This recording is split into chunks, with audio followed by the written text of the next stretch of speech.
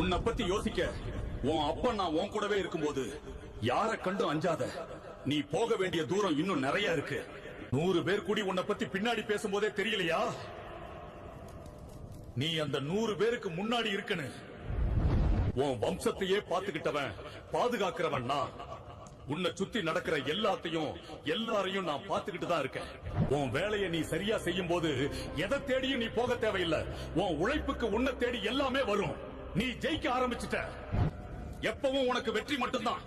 அப்பம் பிடிச்ச கையை எப்பவும் விட மாட்டேன். தைரியமா நில்லியா?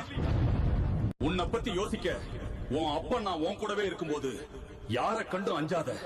நீ போக வேண்டிய தூரம் இன்னும் நிறைய இருக்கு. 100 பேர் கூடி உன்னை பத்தி பின்னாடி பேசும்போதே தெரியலையா?